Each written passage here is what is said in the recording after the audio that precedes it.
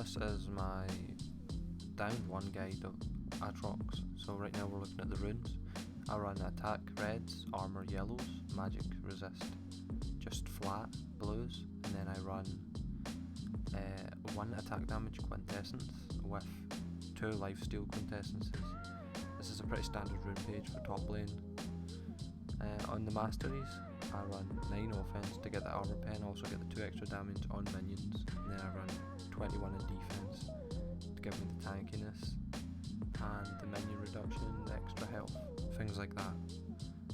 This is just my Aatrox stats from ranked, obviously, which is quite good considering, and hopefully you can replicate my success. Other than that, there's my current points in solo queue, in case anyone was wondering. And looking at Aatrox himself, you obviously have the skin, which is pretty nice. You have his first ability, which is his Q, Dark Flight. This can be an escape or an engage. I wouldn't recommend farming with it since it does use health. The W can be used also damage or sustain. Most of the time you want to be hitting the enemy with your W and then healing off the minions, which is quite effective. Your E is a massive slow and wave clear, and it can also be used offensively and defensively as an escape, which I will show off later in the video. Your ultimate is a massive attack speed boost and makes you look pretty scary too, which is also good. The ultimate also increases your attack range, which can be used to pick up kills which you wouldn't have otherwise. Okay, so here's some clips of how you can use Aatrox's Q and E to escape. Basically, you have to use your E and your Q at the same time roughly. You E them and then you Q away. If they try and chase you, they're really slow and the chances are you're not going to catch them. Here's some things you can do with the Q, such as jump over walls. All this is against bots. You can still get my point in what it could be used with. You can also escape out a dragon pit. And here's another clip of an escape away from fiddlesticks. Slow them and you can just jump over into the wraiths. If you're chasing someone, say down there, you just quickly come into the red pit, jump over the wall, catch them. Here's a clip from ranked 5s, which is a first blood on Aatrox, and how you can use the Q to get first blood, and also your passive to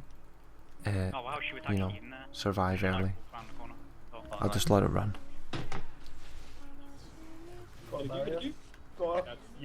Boys. Why didn't she flash? Did she flash? No, she didn't flash. So as you've seen, I blindly jumped into the bush hoping that would land onto Jinx and a Core. So this is just the general laning phase. What you want to do is use the bushes as much as possible, so Vlad can't harass you. You've got your W for sustain. You want to try and get some poke in with your W. Your Lee Sin comes for a gank, unsuccessful. Should have maybe waited a little bit, but whatever. Just keep farming up.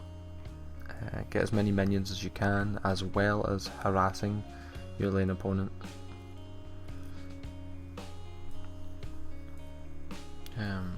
Around now, I decided to go back. I've pushed it to this turret. There's no point waiting. Might as well get an early Doran's Blade and a ward to protect me from their jungler. I'm just gonna run straight back to lane. With my Doran's Blade and my ward, and if you can obviously pick up a few health pots as well to stack on top of your healing on your W. And again, just killing minions as much as you can. Try and get the 3 stacks on your W. Go on Vladimir. Vladimir's kind of a hard opponent for Aatrox because every time you engage on him, he can just pull. He can infinitely sustain against your poke.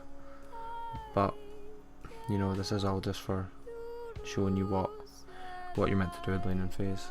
You max your W. You can also max your E, but I prefer the W. There I went for the kill. I didn't get it, unfortunately. But it was worth a try. Kill minions. Here, I think I'm about to hit 6. What I do is I pop my ultimate as soon as I hit 6 and get as much damage on the tower as possible. it gives you an insane amount of attack speed, and it's great to get that much harass onto the top turret and at such an early time in the game for your, for the global gold. You can also farm off your lessers if you are on the red side, purple, and you can also get some healing off them. The general build I would go is I'd mostly always build 1 or 2 Dorn's rings, start with Dorn's shield, and then rush straight for that Blade of the Round King. It gives you an insane amount of damage afterwards. It all depends who I'm against, really. I usually stay on boots 1, sometimes I get Berserker Greaves if I'm feeling a little bit aggressive or I'm winning lane. But after your Blade of the Round King and boots 1, you'd go for Spirit Visage against a heavy magic team, or Randuin's Omen against a heavy AD team. Or even if you're even further ahead, I guess you could go more damage. I mean, you've got options like the Hydra, which can be great for wave clearing and just general fighting. Although I do prefer the Blade of the Round King myself for that percentage damage and the active. Using your ultimate to just heal up can be useful too if you're in a bit of trouble. I mean, it's got a lower cooldown. Other than that, back to farming, kill minions. There's not really much else you have to do as Aatrox. Your team fighting is pretty great, your sprint pushing, pretty great, your early game is pretty great. All round he's a pretty great champion, and that's why I play him so much, and you should too. Thanks for watching. If you enjoyed videos like this, I'm going to be doing more top lane guides like this one, so just subscribe to this channel and leave a comment or whatever on how I can improve. I think this was my first one, and yeah, I'll try and make some more in the future.